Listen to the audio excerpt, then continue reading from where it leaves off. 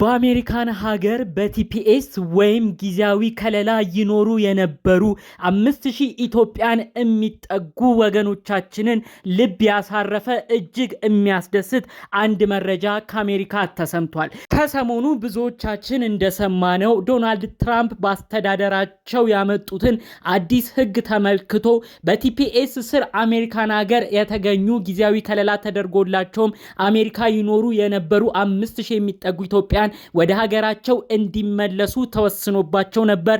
ብዙዎችም በስጋት በመሆን እጅግ ከባድ ጊዜን አሳልፈዋል። ታዲያ ይህ በእንዲህ እንዳለ ሰበር በተባለ መረጃ እጅግ አስደሳች ጭንቀትንም አቅላይ የተባለው የአሜሪካን ሀገር ፍርድ ቤት የወሰነው አዲስ ውሳኔ ዛሬ ተሰምቷል። ብዙ ኢትዮጵያኖችም በጭንቀት ያሉትን ጭንቀታቸውን የሚያቃልል ነው ተብሎም ከወዲሁ ተገምቷል። ሁሉንም በዝርዝር እናስደምጣችኋለን። በተለይ አሜሪካን ሀገር እየኖሩ በሰቀቀን ላሉ ሰዎች ስለተሰማው እጅግ አዲስ ተስፋ ሰጪ ጉዳይ በዝርዝር እናሰማችኋለን። ሰላም ጤና ይስጥልን ውድ የሀገሬ ልጆች፣ በተለያዩ ዓለም ሀገራት የምትገኙ ሰላማችሁ ይብዛልኝ። ዛሬም አዳዲስ በሆኑ ጉዳዮች ብቅ ብለናል። ለዚህ ቻናል አዲስ ከሆናችሁ ሰብስክራይብ በማድረግ ሁሌም እንለቃቸው ቪዲዮዎች እንዲደርሱ ይሁን። ቀጥታ ይዘን ወደ መጣ ነው ዝርዝር መረጃዎቻችን እናመራለን። ዶናልድ ትራምፕ ከስልጣን ከወጡ በኋላ ብዙ አዳዲስ ህጎች አሜሪካን ሀገር በተመለከተ እየወጡ ይገኛሉ። በተለይ ኢሚግሬሽን ወይም ስደተኞችን በተመለከተ ከአሜሪካን ሀገር የሚኖሩ ኢትዮጵያኖችን እንዲሁም ሌላ ሀገር ስደተኞችን እንዲሁም ደግሞ ወደ አሜሪካን ሀገር ለማቅናት ለሚያስቡም ሰዎች እጅግ ከባድ እንዲሁም ጠበቅ ያለ ህጎች እየወጡ ብዙዎችም በመደናገጥ ስሜት ብዙ ሀሳብ አስተያየት ሲያነሱ ቆይተው ነበር። ከነዚህ ሁሉ መካከል ቲፒኤስ ወይም ጊዜያዊ ፕሮቴክትድ ጊዜያዊ ከለላ ይደረግላቸው የነበሩ ሰዎችን በተመለከተ 5000 ኢትዮጵያኖች ከአሜሪካን ሀገር እንዲወጡ፣ በተለይ ይህ ቲፒኤስ ፕሮግራም ይደረግ የነበረው በሀገራቸው ሰዎች አለመረጋጋት ሲከሰት፣ ጦርነት ሲከሰት እንዲሁም ደግሞ የተለያዩ ቀውሶች ሲከሰቱ ነው ይህ ጠለላ አሜሪካ የምትሰጠው። አሁን ግን ኢትዮጵያኖችም ወደ ሀገራቸው መመለስ ይችላሉ። የሀገራቸው ነባራዊ ሁኔታም ሰላማዊ ስለሆነ በቲፒኤስ ስም የመጡ በቲፒኤስ ፕሮሰስም የሚኖሩ ሰዎች ወደ ሀገራቸው ይመለሱ ተብሎ በአሜሪካን ሀገር በዶናልድ ትራምፕ አስተዳደር እንግዲህ አዲስ ህግ ወጥቶበት ነበረ። ይህን አስመልክቶም ብዙዎች በመደናገጥ በመሆን እነዚህ 5000 ኢትዮጵያን በጭንቀት ውስጥ እንግዲህ እነዚህን ወራቶች ሲያሳልፉ ቆይተው ነበር።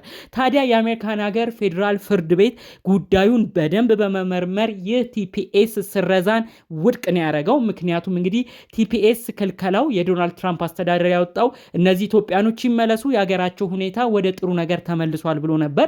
የአሜሪካን ሀገር ፌዴራል ፍርድ ቤት ደግሞ አሜሪካን ሀገር ዶናልድ ትራምፕ አስተዳደር ያወጣው ወቅታዊ ጉዳይ ያላገናዘበ ነው፣ እንዲሁም ደግሞ የሀገሪቷን ሁኔታም አሁን ያሉበትን በደንብ ያላገናዘበ መረጃን ተከትለው ነው ይህ ስረዛ ውድቅ ሆኖ ኢትዮጵያኖች እንዲመለሱ ይደረጉ የተባለው። ስለዚህ ይህ ነገር ውድቅ ነው የሚሆነው።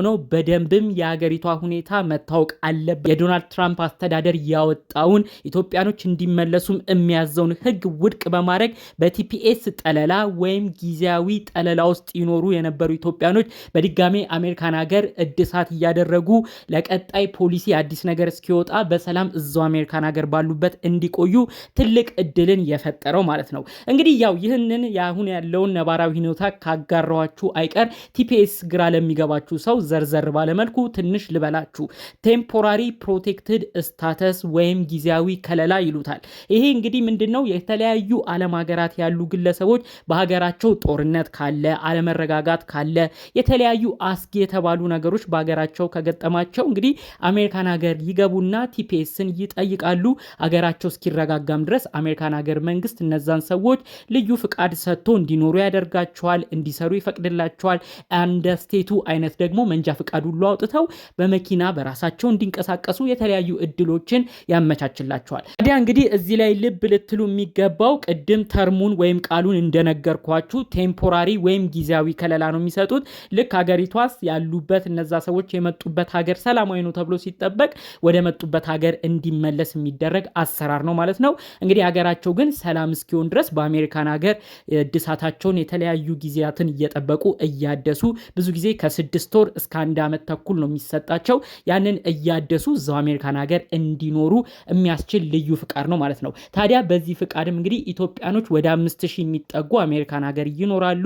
ጊዜያዊ ከለላ እንዲደረግላቸው ጠይቀው ጊዜያዊ ከለላቸውንም እያደሱ ኑሯቸውን እየኖሩ እየሰሩም ይኖሩ የነበሩ ብዙ ኢትዮጵያኖች አሉ ማለት ነው። ታዲያ እነዚህን ኢትዮጵያኖች ነው እንግዲህ ዶናልድ ትራምፕ እርምጃ ወስዶ አስተዳደራቸውም አጠቃላይ እርምጃ ወስደው ወደ ሀገራቸው እንዲመለሱ ግፊት ሲያደርጉ የነበረው ማለት ነው። የአሜሪካን ሀገር ፌዴራል ፍርድ ቤት ደግሞ ይህንን ነገር ገለልተኛ በሆነ መልኩ በደንብ ከመረመረ በኋላ ዶናልድ ትራምፕ ያወጡት ውድቅ የሚሆን በደንብም ያልተጣራ የሀገራቸውንም ሁኔታ አሁን ያለውን ነባራዊ ሁኔታም ያላጣራ ነው በማለት እንግዲህ ሙሉ ለሙሉ ውድቅ አድርጓል ማለት ነው። አሁን ይህ ሲሰማ በተለያዩ ቦታዎች ሰበር ተብሎ ነው መረጃው ሲጋራ የነበረው። በ5000 ኢትዮጵያኖች ውስጥ ያለውን ጭንቀት ተመልከቱ።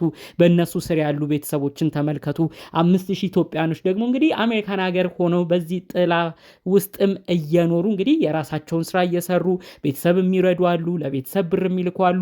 ቼኑ ብዙ ከመሆኑ አንጻር እንግዲህ ብዙ ሰው ነው እንግዲህ በዚህ ሁኔታም ተጨንቆ ይህን ጉዳይ ሲከታተሉ ብዙ የነበሩ ሰዎች ነበሩ። የህግ አካላት የተለያዩ ሰዎችም እዚህ ነገር ላይ ፓርቲሲፔት እያደረጉ ሀሳብ አስተያየት ሲሰጡ ነበር ማለት ነው። እንግዲህ አሜሪካን ሀገር መንግስት ዶናልድ ትራምፕ ከመጡ በኋላ የተለያዩ አዳዲስ ህጎች እየወጡ ነው።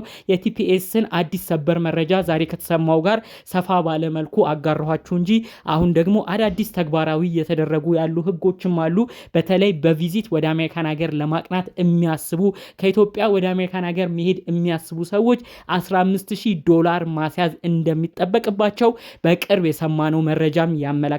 ብዙዎቻችሁም ታስታውሱታላችሁ ብዬ አስባለሁ።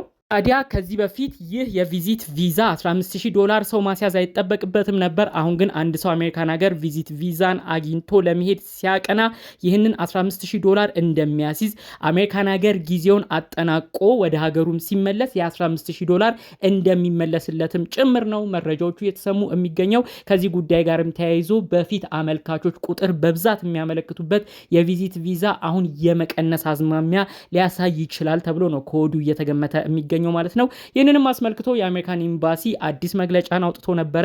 $15000 የሚያስይዘው አንድ ግለሰብ ቪዛ ተሰጥቶት ሁሉ ነገር በኤምባሲው ሲጠየቅና በኤምባሲው አሰራር መሰረት $15000 ማስያዝ እንዳለበት ሲነገረው ነው። ከዛ ውጪ ግን ሰዎች በተለያዩ ቦታ ገንዘባቸውን እንዳይበሉ በተለያዩ ቦታዎችም ገንዘባቸውን እንዳያስይዙም ጭምር የአሜሪካን ሀገር መንግስት እንደ ማስጠንቀቂያ መልእክት ሀሳቡን ሲያጋራ ነበር ማለት ነው። እንግዲህ ጠቅለል ባሉ መልኩ አሁንም በቀጣይ አዳዲስ የምንሰማቸው የህግ ማሻሻያዎች ይኖራሉ። እነሱንም እንደተለመደው በስፋት በዝርዝር መልኩ እናካፍላችኋለን። በስተመጨረሻ እዚሁ ጋር አንድ መልእክቴን ማስተላለፍ እፈልጋለሁ። እንግዲህ ዛሬ ሰፋ ባለ መልኩ ቲፒኤስን በተመለከተ ነው መልእክት ያስተላለፍኩት። ስለዚህ በቲፒኤስ ስር ሆናችሁ አሜሪካን ሀገር የምትኖሩ ወይም ጊዜያዊ ከለላ ተደርጎላችሁ አሜሪካን ሀገር የምትኖሩ ሰዎች ካላችሁ በኮመንት ብታሳውቁኝና ይሄ መረጃ ሌላውን ቢሰማ የምትሉት ነገር ካለ አድራሻችሁን ብታስቀምጡልኝ የስልክ ቅልውጥ አድርገን እንግዲህ ሌሎች ሰዎችም አንድ አዲስ መረጃዎች የሚሰሙትን ነገር በዚሁ ለሌሎችም ብናካፍል መልካም ነው ብዬ አስባለሁኝ። በቀናነት ኮመንት ብታረጉልኝ ኮንታክት አረጋችኋለሁ። ጠቅለል ባሉ መረጃዎች ግን ለዛሬ ይዤ የመጣሁት ይህን ይመስል ነበር። በሌሎች አዳዲስ መረጃዎች እስክንገናኝ ሰላሙን ሁሉ ተመኘው። ሰላም